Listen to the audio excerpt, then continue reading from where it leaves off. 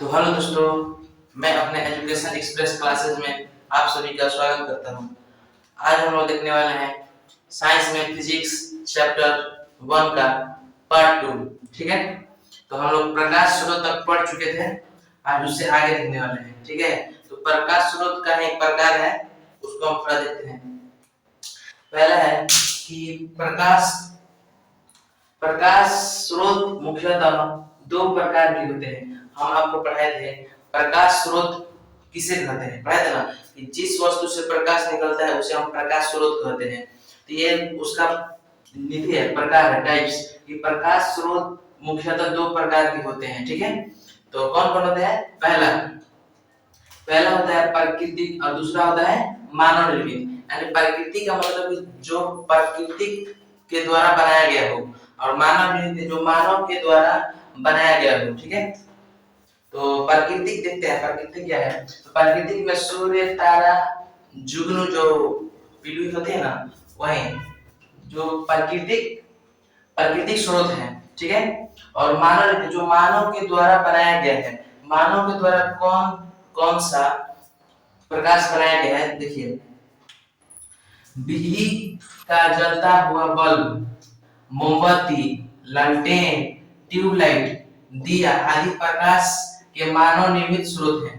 ये जो मानव के बनाए गए स्रोत हैं प्रकाश के, वो यही है कि मोमबत्ती, बिजली जो बल्ब बनता है वो हो गया, और मोमबत्ती हो गया, ट्यूबलाइट हो गया। ठीक है, और जो मानव जो प्रकृति द्वारा बनाया गया हो, सूर्य के प्रकाश, चंद्रमा को लेकर, चंद्रमा नहीं होता है। ठीक है, वो सूर्य का प्रकाश ही होता है जो रिटर्न हो जाता है। और तारा हो गया, तारा का भी अपना प्रकाश होता है, स्टार। और जो जुगनू होती है, भौजोगनी, उसका भी अपना प्रकाश होता है। तो वो क्या हो जाएगा? प्राकृतिक है, वो प्रकृति के द्वारा दिया गया है। ठीक है, तो हम आपको बता दें कि प्रकाश स्रोत मुख्यतः दो प्रकार के होते हैं।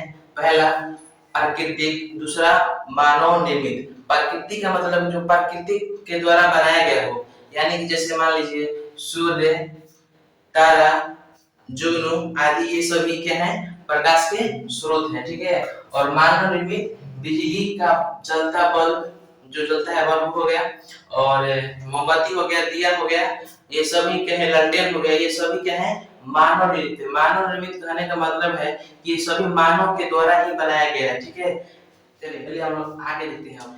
पहला प्रश्न है कि प्रदीप्त वस्तुएं किसे कहते हैं?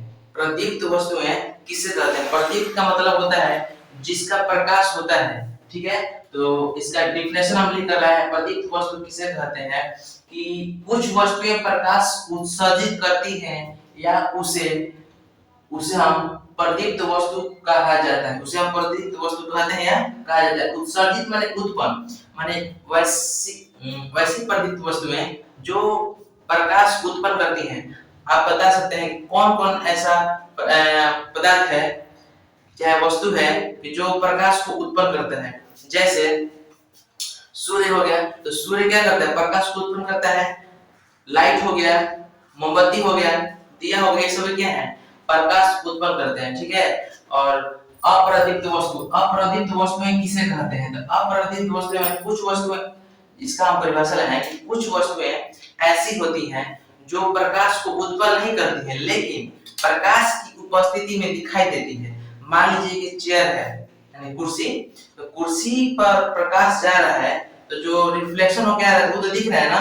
तो वही बात है कि कुछ वस्तुएं प्रकाश उत्सर्जित नहीं करती हैं, लेकिन प्रकाश की उपस्थिति में दिखाई देती हैं, उसे हम अप्रदीप्त वस्तु कहते हैं। ठीक है, जैसे टेबल, कुर्सी, पुस्तक आदि। ठीक है, इनसे हम आप लोगों का रिवीजन करा दे रहे हैं, जो कि दिमाग में घुस जाएगा आप लोगों का। देखिए, पहला हम लाते हैं कि प्रदीप्त वस्तु किसे कहते हैं? तो कुछ वस्तुएं ऐसी होती हैं जो प्रकाश उत्पन्न करती हैं, उसे हम प्रदीप्त वस्तु कहते हैं। और इसमें था अप्रदीप्त वस्तु में कुछ वस्तुएं प्रकाश को उत्पन्न नहीं करती हैं, जिसे हम अप्रदीप्त वस्तु कहते हैं। ठीक है, तो चलिए हम अगला टॉपिक देखते हैं। किरण किसे कहते हैं? प्रकाश जिस पथ पर चलता है उसके दिशा को ही क्या कहते हैं? किरण। मान लीजिए कोई भी प्रकाश है, प्रकाश तो अब ऐसे चलता है, प्रकाश तो ऐसे चलता नहीं है, ऐसे नहीं चलता है ना। तो प्रकाश जिस पथ, मान लीजिए टच लिए हैं हम, टच मारेंगे तो जिस रास्ता से हो जाएगा उसके दिशा को क्या कहते हैं, मतलब जिस पथ पर, पथ का रास्ता होता है, तो जिस प्रकाश जो है जिस रास्ता पर चलता है उसके दिशा को हम क्या कहते हैं, किरण कहते हैं। ठीक है, तो प्रकाश जिस पथ पर चलता है, पथ में होता है रास्ता। ठीक है, तो इसका हम डिफिनेशन लाए हैं कि किरण किसे कहते हैं। इसका डिफिनेशन है कि प्रकाश जिस पथ पर, पथ मैंने क्या बोलते हैं, आपको बताएं कि रास्ता, तो प्रकाश जिस रास्ता पर चलता है उसके दिशा को क्या कहते हैं, किरण कहते हैं। ठीक है, तो अब इसको याद रखिए, सबसे अच्छा टॉपिक है। ठीक है, कि किरण पुंज किसे कहते हैं। किरण पुंज माने जहां एक जगह बहुत सारी किरणें रहती है उसी तो किरण पुंज कहते हैं। देखिए, किरणों के समूह को क्या कहते हैं, किरण पुंज कहते हैं। जहां एक साथ बहुत सारी किरणें होती हैं, प्रकाश जो होती हैं बहुत एक जगह जैसे होती है, उसे हम क्या कहते हैं, समूह कहते हैं। तो किरणों के समूह को क्या कहते हैं, किरण पुंज कहते हैं। जो किरण पुंज होता है यह मुख्यतः 3 प्रकार के होता है। किरण पुंज कितने प्रकार के होता है, 3 प्रकार के होते हैं। पहला समांतर किरण पुंज। समांतर किरण पुंज का मतलब होता है कि जहां मान लीजिए कि आपको बता रहे हैं, देखिए मान लीजिए एक व्यक्ति यहाँ पर है, एक व्यक्ति यहाँ पर, एक व्यक्ति यहाँ पर। ठीक है, और ये तीनों का टच है जो 12, यहाँ पर 12 टच इधर गया, इसका भी सामने 12 और इसका भी टच सामने 12। देखिए जो सामने से टच 12, तो ये क्या है, एक दूसरे के समांतर गया, इसको क्या होता है, समांतर किरणपुंज। तो समांतर किरणपुंज होता है, और दूसरा होता है अपसारी, और दूसरा तीसरा होता है अभिसारी। देखिए अपसारी का मतलब होता है कि प्रकाश की किरणें एक निश्चित बिंदु से फैलती हुई प्रतीत होती हैं। अपसारी का मतलब होता है एक बिंदु से क्या होती है, फैलती हुई प्रतीत होती है। मान लीजिए जैसे मान लीजिए टच है, ये टच हो गया ना, देखिए ये टच हो गया, यहाँ टच हो क्या फैलता है, टच करने पर क्या होता है, फैलता है। इसे हम क्या कहेंगे, इसे हम कहेंगे अपसारी, फैलने को क्या कहेंगे, अपसारी। और अभिसारी, अभिसारी किरणपुंज क्या है, तो अभिसारी किरणपुंज का मतलब होता है कि सभी किरणें एक निश्चित बिंदु पर आकर मिलती हैं। तो निश्चित बिंदु पर आकर कब मिलती हैं, देखिए आप लोग बताना है।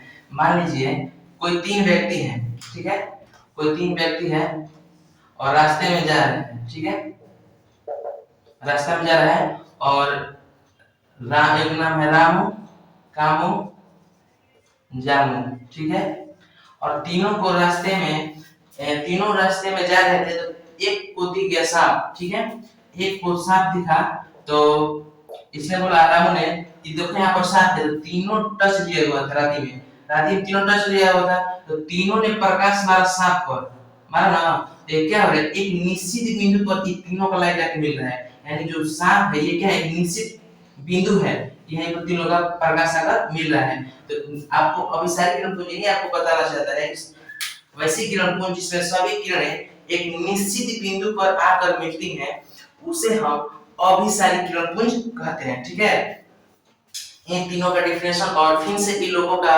एकदम बेहतरीन तरीका से कल इसको हम एक्सप्लेन करेंगे। ठीक है, तो आज हम यहीं तक वीडियो को समाप्त करते हैं, और थैंक यू, धन्यवाद। और वीडियो पसंद आया हो तो लाइक करें और शेयर करें और कमेंट करना ना भूलें, और ज्यादा से ज्यादा शेयर करें और सब्सक्राइब करना ना भूलें। थैंक यू, धन्यवाद।